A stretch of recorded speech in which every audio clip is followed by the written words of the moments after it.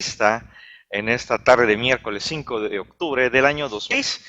Y en esta ocasión traemos un tema nuevamente por un sector específico. Recordarán que en otra emisión platicamos acerca del sector primario, pero ahora vamos a platicar acerca de las asociaciones religiosas. Así que si tú conoces a algún colega que le pueda servir esta información o los breves comentarios que hará un servidor, te invito a que le indiques que estamos aquí platicando. Un servidor y envío un saludo cordial a Angélica, a Armi de Cancún, Claudio de la Ciudad de México, Consuelo de Reynosa, Cristela de Veracruz, Emanuel del Estado de México, Esther, Fernando Isla de Veracruz, Germán del Norte de Veracruz, Guillermo de la Ciudad de México, Lucero Alegría, Juárez, Lupita Rojas de Tepic, Manuel, Maricruz de Ciudad Isla, Veracruz, Maru, Maurilio de Morelia, Michelle de Quintana Roo, Mireya de Oaxaca, Paco Arandas, Raúl Mora de la Ciudad de México y Silvia de la Ciudad de México. Tengan todos, estimados colegas, una excelente tarde de miércoles 5 de octubre. Como les comentaba en las primeras palabras, vamos a platicar acerca del régimen fiscal de las asociaciones religiosas. Pero para algunos que son nuevos, y cuando digo nuevos, para las ARs, esa información les es todavía oportuna.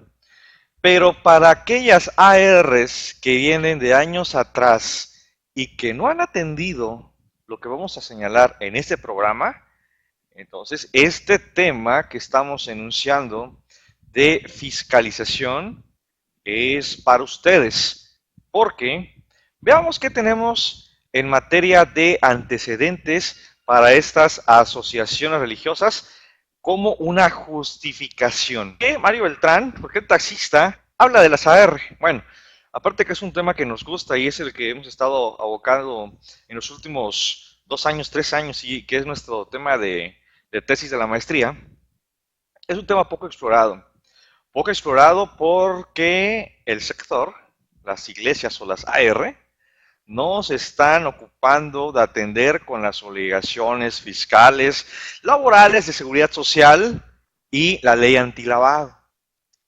Entonces la autoridad fiscal ha visto de que hay presunciones de dónde derivan los ingresos de este tipo de organizaciones. Sabemos que en lo general, pues provienen de limosnas, diezmos, ofrendas u otros. Pero ¿será que nada más eso? ¿Lo que se recolecta cada domingo? ¿O habrán otros ingresos? Y no quiero hacer señalamientos expresos como tal, porque se busca que esta emisión sea imparcial, no acusando o no favoreciendo alguna denominación o creencia religiosa. Y tenemos ahí algunas noticias que se fueron dando durante todo el año. Y pareciera irónico, pero las AR son las que han tenido tal vez mayor aviso, mayor llamado de cumplimiento. Veamos el financiero que decía, SAT no despegará la vista de las asociaciones religiosas desde ya. A partir de este año, el régimen aplicable para las AR establece que todas las agrupaciones tienen la obligación de emitir facturas electrónicas por productos y servicios que realicen, como vender comida, rosarios, rompope, efectuar rifas y kermeses. Tenemos otro periódico, Expreso, que igual estaba advirtiendo. Investigará SAT ingresos de las iglesias. Todas las AR debieron desde inicios de julio de 2016, entregar su información financiera. Pastores o ministros de culto, que es el término que vamos a utilizar, porque nuevamente no estamos haciendo ninguna inclinación a alguna creencia o ideología religiosa. Los ministros de culto que ganen más de 3 salarios mínimos generales, se les retendrá el impuesto sobre la renta y en consecuencia presentar su declaración. Estuvo el bombardeo de información, algunos sí hicieron caso, otros no, dijeron no nos va a pasar nada, el Creador, el Todopoderoso está con nosotros y el SAT no se meterá. Tenemos también otra noticia, dice, SAT tras iglesias que no cumplan, se agota el plazo. El 30 de junio vence el término para que vía electrónica reporten la información sobre sus ingresos, disposiciones preocupan a sacerdotes católicos. Y no solamente a los católicos, sino a la mayoría de las denominaciones con las que he tenido oportunidad de platicar a través de cursos, conferencias y asesorías, hay la preocupación, pero preocupación sin acción, porque dicen, oye, es que el régimen fiscal es más pesado, tenemos muchas obligaciones que cumplir, pero no las cumplen en la mayoría de los casos. Estoy consciente y reconozco que hay casos excepcionales que pueden cumplir y lo están cumpliendo. Y de verdad, si ya nos vamos un poquito o usando la terminología que se usa en las iglesias, habrán escuchado del testimonio. El testimonio que utilizan las AR para llamar o para hacerse llegar de más personas es el ejemplo que tú das, es el que te voy a compartir. Entonces, una AR que está dando el ejemplo, el testimonio, cumpliendo con sus obligaciones fiscales, quiere decir que todo va bien. Desde el ministro de culto, desde los responsables de la administración y también de los miembros de la iglesia. Y vean esta noticia de Excelsior, que fue publicada el día lunes 3 de octubre de 2016 a las 5 de la mañana con 35 minutos. Multa la Secretaría de Hacienda y Crédito Público a las iglesias. Falta de conocimiento impide a asociaciones religiosas cumplir con sus obligaciones fiscales, afirma. Tal vez una de las preguntas que te van a surgir, ¿de cuánto fue la multa para esta iglesia o para esta asociación religiosa? Déjame decirte que la multa fue de 8 millones de pesos. Y la verdad, no se sabe hacia dónde se orientó la autoridad fiscal para determinar ese fiscal o la multa. Pero imagínate de qué tamaño fue para esa cuantía. Ahora, los ministros de culto, y pareciera que los estoy atacando, pero no, no es de intención un ataque, sino una crítica y un llamado a la capacitación. Expresan precisamente esto, falta de conocimiento. Cuando un servidor se empezó a interesar en el estudio del régimen fiscal, contable, legal, laboral y de seguridad social de las AR, esto empezó en 2014. Y vean, ya pasó el 2014, ya pasó el 2015 y el 2016 está en un 75% de finalizar. Y aseguran que la falta de conocimiento es la que está originando estas multas. Sin embargo, hay cursos de capacitación del SAT, hay programas como este. Su servidor tiene una fanpage que se llama Asesoría Fiscal para Asociaciones Religiosas. Hemos estado dando cursos en diferentes lugares, en Tuxtla Gutiérrez, en Cancún, Quintana Roo, en Puebla, incluso aquí en Tapachula, pero sorpresivamente no hay interés. Son unos cuantos, cuando deberían de ser los primeros en estar atendiendo con esas obligaciones. Y si quieres, ya no lo veas desde el punto de vista religioso, veámoslo desde el punto de vista legal, porque la ley particular para este tipo de organizaciones o entes jurídicos es la ley de las asociaciones religiosas y de culto público. Y en su artículo 19 señala, en pocas palabras o parafraseando, que se deberán de cumplir con las obligaciones fiscales. Y si observaron estas AR, la ley de las asociaciones religiosas o de culto y de culto público, perdón, la vigilaron o la vieron para obtener su registro constitutivo. También tuvieron que haber visto ese artículo 19.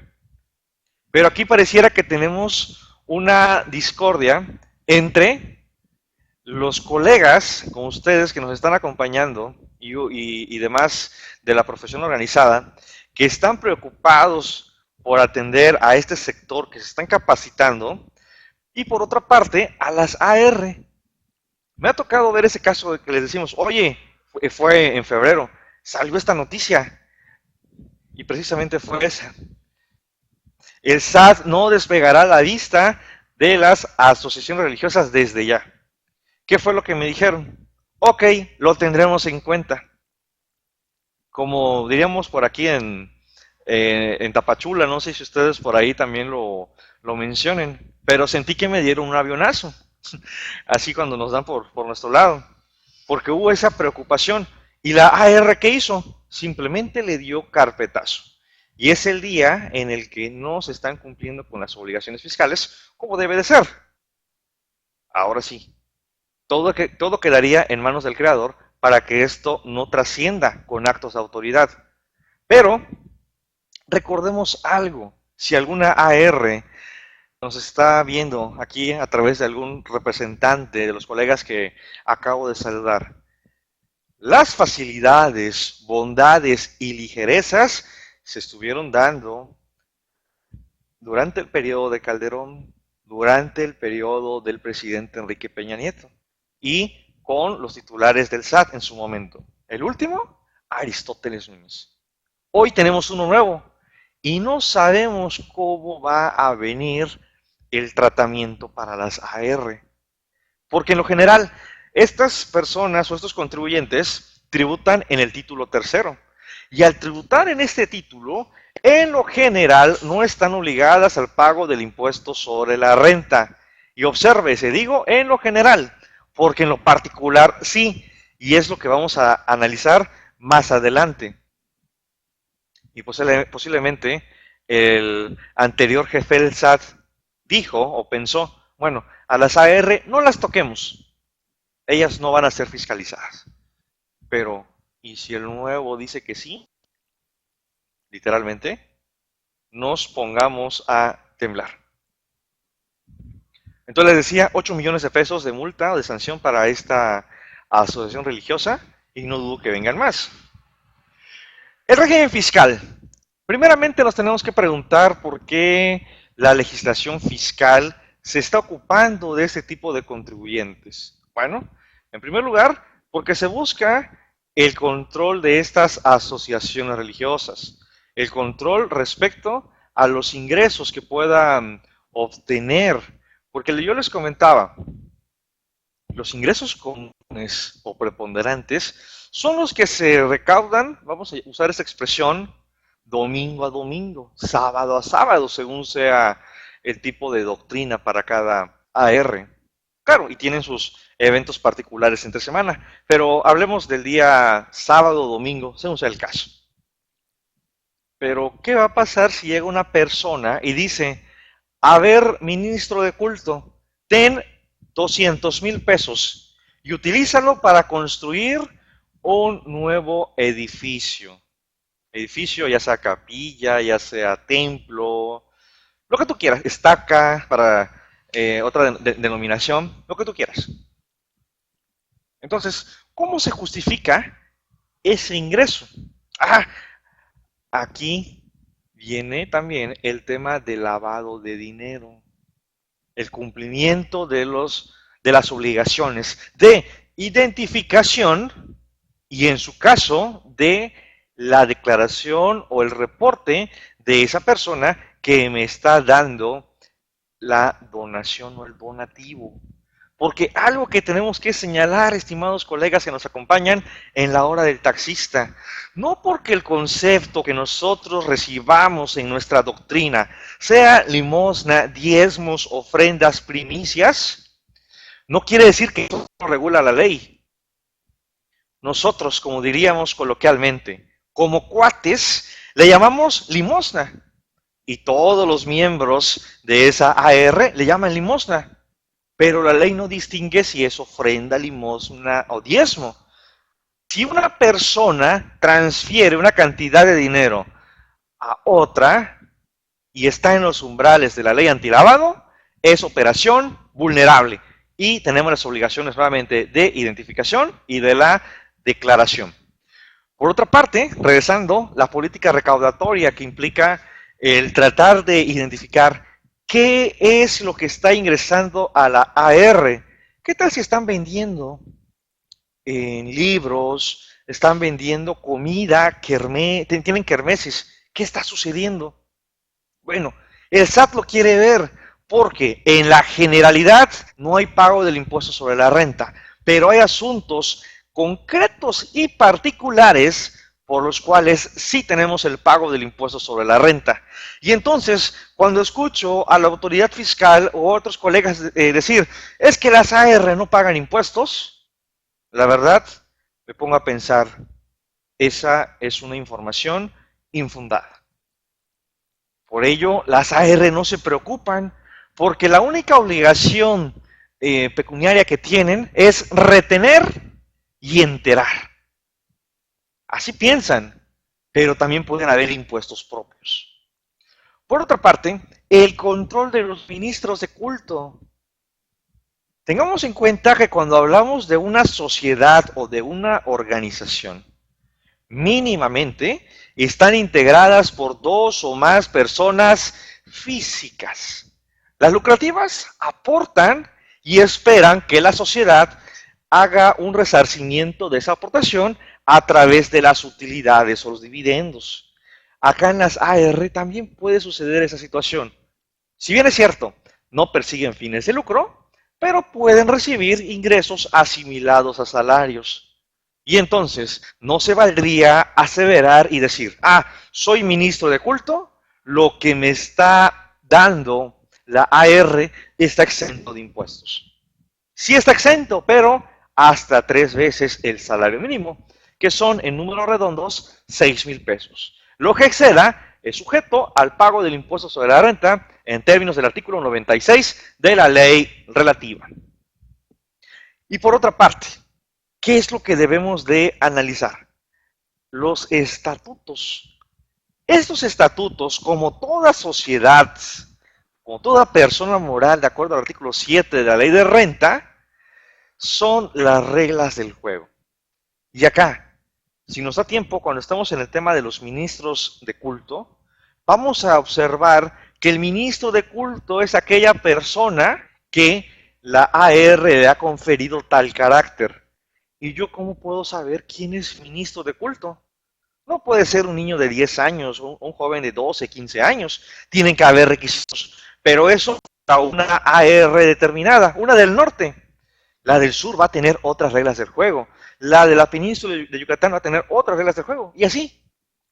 Todo eso regulado a través de los estatutos. Avancemos, por favor. Antes de que iniciemos con la materia fiscal, vamos a contemplar los puntos que debemos de palomear. Si algún colega está representando alguna AR, tome nota. Y si tiene tiempo, ahora que acabemos a las 5 de la tarde, obtenga ese documento y fique. Primero, el cumplimiento de la ley de la materia, la ley de las asociaciones religiosas y de culto público. ¿Cuándo soy AR? Cuando tengo mi registro constitutivo otorgado por la Secretaría de Gobernación. Mientras tanto, mientras no tenga ese documento o ese registro, soy una agrupación religiosa, que de acuerdo a la ley de la materia tengo que esperar un lapso de 5 años para poder tramitar ese registro, porque debo de tener cierto arraigo en la comunidad, que los vecinos observen que esta doctrina o este credo se hace de manera pacífica, se respetan unos con otros, el audio, la convivencia, para que cuando Secretaría de Gobernación quiera verificar la procedencia de este trámite, bueno, no haya objeción alguna.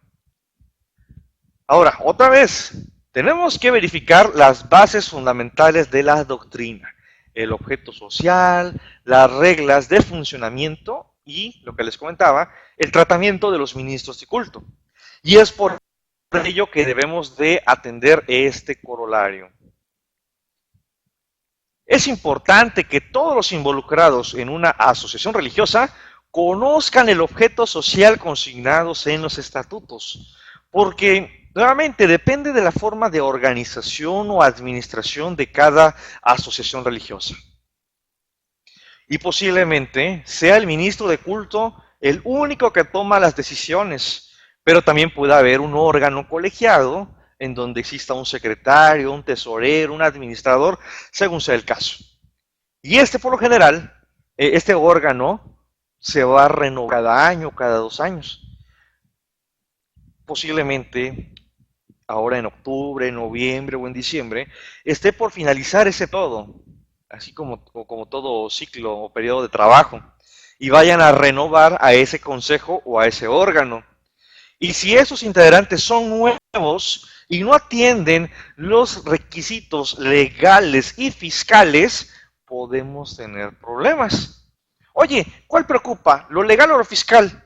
Déjame decirte que los dos. Porque ¿cuál es la consecuencia si no cumples con lo legal de la ley particular de las asociaciones religiosas y de culto público? Tan simple como que te quiten el registro constitutivo. Se acabó. ¿Qué va a pasar si no atiendo lo fiscal? Lo que veíamos, la multa por 8 millones de pesos, por citar un ejemplo. Entonces, es importante, contador, contadora, si estás asesorando, llevando la contabilidad de una AR, es importante que le des a conocer toda esta información. No basta con que el ministro de culto tenga 5 años, 10 años, no, sino que esa información se debe de permear de manera constante. ¿Cuáles son las leyes que regulan a las AR y que muchas veces pensamos que no pasa nada? En primer lugar, la ley de la materia, que es la ley de las asociaciones religiosas y de culto público. Por otra parte, las leyes fiscales, ISR, IVA, IEPS, YETU, en su momento si existían para el año 2013, porque estamos todavía en los 5 años, la ley antilavado de dinero, por aquello de las actividades vulnerables, la ley federal del trabajo, la ley del seguro social, entre otras. Ahora, ¿realmente las AR están exoneradas del tratamiento legal? No, mira, si tienen trabajadores, todo el efecto que va a derivar de ello. Algo que señalan los ministros de culto o los principales directivos de estos organismos, como son las asociaciones religiosas, es que no son empresas, no son una fuente de negocios, no tienen como finalidad el lucro, ni la ganancia, ni la utilidad. No persiguen ello, pero lo pueden tener por desconocimiento. Y los que han tenido la oportunidad de leer el libro sagrado, hay un texto que dice, por desconocimiento, mi pueblo pereció. Ya pereció un pueblo por una multa de 8 millones de pesos. ¿De dónde lo van a sacar o de dónde lo sacaron? La verdad, no me lo pregunten, estimados colegas. Sí pregunten cómo es que le vamos a hacer para aquellas AR que todavía no han tenido este mal momento, cómo hacerle para tener el diagnóstico de la fiscalización. Y es lo que vamos a tratar de comprender entre todos. Para poder comprender el régimen fiscal de las asociaciones religiosas, primero necesitamos este documento que se llama el Certificado de Registro Constitutivo. Esto es básico y elemental para que yo pueda decir que soy una persona moral del título tercero. Hasta el año 2013, la ley y el reglamento señalaban que las asociaciones religiosas y asociaciones civiles que lleven a cabo culto público podrían tributar en este título tercero. Se abroga la ley 2002 y tenemos la ley 2014 y solamente aquellas AR constituidas de acuerdo a la ley de asociaciones religiosas y de culto público podrán tributar en ese título tercero. ¿Y por qué la distinción?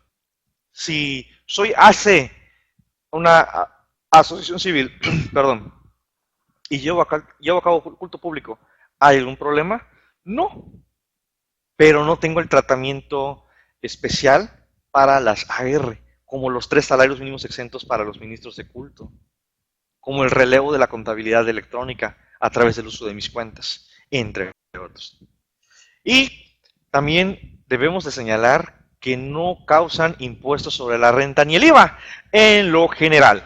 En lo particular, tienen excepciones que son las que estamos analizando. En materia de ingresos, hay que mencionar que estos contribuyentes del título tercero, en lo general, determinan un remanente distribuible, la diferencia entre los ingresos y la diferencia entre los egresos. Eso nos da el remanente, que puede ser reinvertido o que se puede retirar. Ese retiro se entiende entonces que va a causar impuestos sobre la renta. Pero díganme, ¿qué AR va a permitir que del remanente de 100 mil pesos del año 2015 se lo repartan los integrantes? Difícilmente, pero puede existir. Ahora, ¿cuáles son los ingresos que integran el resultado de estas organizaciones? Bueno, las ofrendas, los diezmos, las primicias y donativos entregados por cualquier concepto relacionado con el desarrollo del objeto previsto, ¿en dónde? En los estatutos. ¿Qué tenemos que hacer? Verificar si los comprobantes fiscales digitales por internet que estoy expidiendo a través de los conceptos, diezmos del mes de septiembre, tanto, limosnas del mes de septiembre, tanto, pero si apareciera, por ejemplo, un concepto que se llame, vamos a decir, gratitud, por decir algo, se me ocurre, aparece la palabra gratitud. Entonces, no está consignado en el objeto social, puede causar impuestos sobre la renta, porque necesitamos analizarlo desde esa perspectiva, la perspectiva del objeto social. Esos son los ingresos que podemos tener. Pero por otra parte, existen estos conceptos que estamos señalando. La venta de bienes distintos del activo fijo causan impuestos sobre la renta. Los servicios a personas distintas a sus miembros causan impuestos sobre la renta. Y los intereses y premios que reciban las AR, por supuesto que también causan el citado tributo. Entonces, ¿pagan o no pagan impuesto?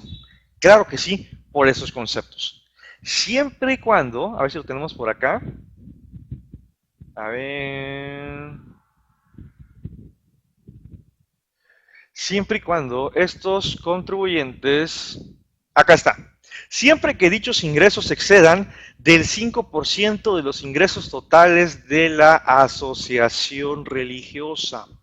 Pero ¿cómo se deriva esto? Bueno, si enajenan bienes distintos de su activo fijo, que ustedes como contadores, como colegas, saben que es un activo fijo con base en el 32 de renta, o presten servicios a personas distintas a sus miembros o socios, entonces deben de determinar el impuesto que corresponda a la utilidad por los ingresos derivados de las actividades mencionadas, siempre y cuando estos ingresos excedan del 5% de los ingresos totales de la asociación religiosa. Mucho cuidado. ¿Y esto de dónde va a salir? Saldrá de la contabilidad. Si una AR no tiene contabilidad, no va a poder identificar en qué momento habrá superado ese 5%. Y no duden que una de las razones por la cual llegó esa sanción de 8 millones de pesos para la AR, tal vez se derivó del concepto del comprobante fiscal digital por internet, porque no atendió estos casos excepcionales donde sí se causa el impuesto sobre la renta. Entonces, exceso del 5%, tengo ingresos, 10 mil pesos, pero esos ingresos estuvieron asociados, en el mejor de los casos, con deducciones de 8 mil. Entonces, 10 mil de ingresos menos deducciones de 8 mil, queda una utilidad de 2 mil. 2 mil por el 30%, ese será el impuesto sobre la renta a pagar.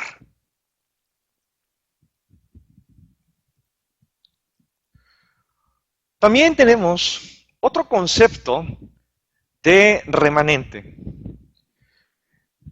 Hay un remanente que se da cuando realmente se entrega en efectivo a los socios o integrantes. Pero, así como en dividendos fictos, regulados en el artículo 140 de la Ley de Renta, el artículo 79 hace un tratamiento similar. ¿Por qué? Si la AR omite ingresos, tenemos remanente distribuible. Si la AR tiene compras no realizadas y las registró indebidamente, también hay remanente ficto. También, si la AR tiene erogaciones que son no deducibles, hay remanente ficto. Y si la AR le hace préstamos a los socios integrantes, a los cónyuges de los mismos, a los ascendientes o descendientes en línea recta de los mismos, tendremos también remanente distribuible, ficto o presunto. ¿Y cómo se determina? La cantidad detectada, 10,000 pesos por decir algo, de cualquiera de los cuatro que te estoy citando, por el 35%, tendremos la cantidad de 3,500 pesos a pagar. Oye, pero la AR no lleva contabilidad, la AR no paga impuestos. Sí, estimado colega. Y esto, de verdad, ojalá que se pueda permear con las principales ARs para su conocimiento. Porque si lo queremos ver desde la otra perspectiva, me voy a poner de ejemplo. Yo asisto a una iglesia, y de verdad, asisto a una iglesia. Y que me entere que la AR, por desconocimiento de la ley, va a pagar la sanción o la multa de 8 millones de pesos. Y entonces, la ofrenda que di para ayudar al más necesitado no va a tener ese fin. El diezmo, la limosna, la primicia que yo di de acuerdo a la doctrina, no va a servir para el fin. Va a tener un destino para el pago de la multa por desconocimiento de la norma fiscal. Así que es importante este tema, y más aún porque muchos llegaron a decir como el lobo, ahí viene el lobo, no, no pasa nada. Ahí viene el lobo, ustedes lo vieron en las primeras noticias, no pasa nada. Y recuerdo esta expresión que me dijeron, lo tendremos en cuenta. Ya llegó el lobo, ya sacó las garras y quitó 8 millones de pesos.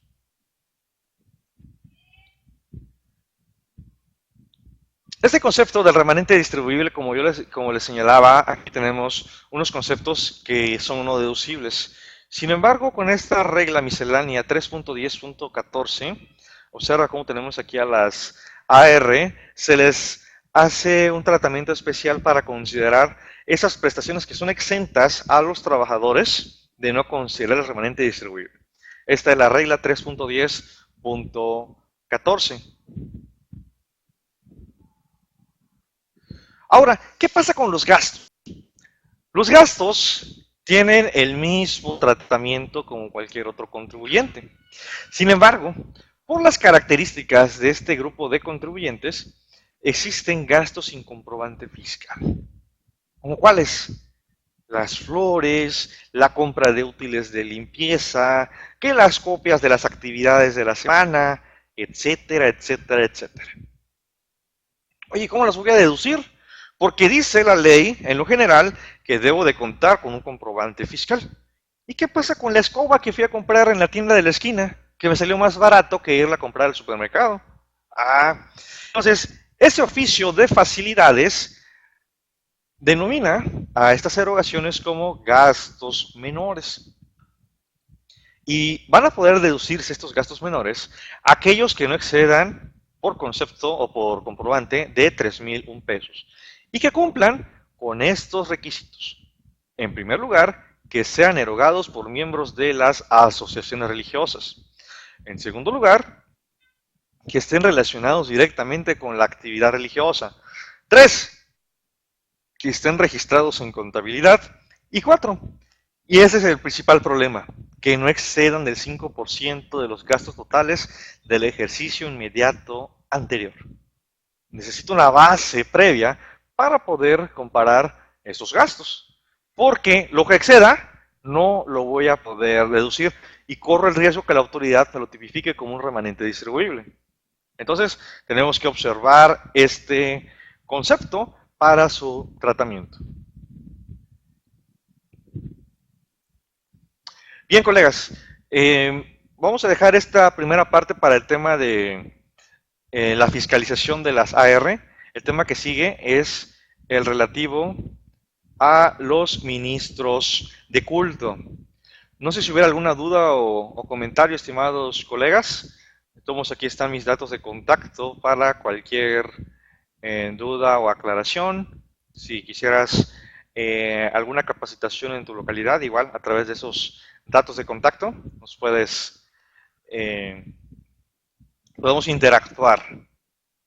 En la siguiente emisión vamos a hablar precisamente ya ahora de los ministros de culto. Luego veremos IVA, veremos ley de Federal del Trabajo, Seguro Social y la ley antilavado. Sí, Lupita, es que tenemos aquí ahorita un asuntito a las 5 y para no dejarlo cortado. Vimos en lo general, son aspectos muy generales. En los cursos capacitaciones que damos son 5 horas, donde vemos el aspecto legal, vemos el aspecto contable con la SNIF y ya luego nos metemos con los impuestos. Sí, Lupita. Bueno, ¿no hay alguna otra duda o comentario, por favor? Estamos en tiempo todavía, sino para preparar el espacio del siguiente compañero, haciendo la agenda para la siguiente emisión con ministros de culto. Esto, como he señalado, es la generalidad para las asociaciones religiosas en materia del impuesto sobre la renta. Bien, colegas, si no hubiera algo más que agregar, entonces damos por finalizada esta emisión de la hora del taxista en la tarde de hoy, miércoles 5 de octubre del año 2016. Se despide su servidor y amigo Mario Beltrán. Hasta la siguiente emisión. Buenas tardes.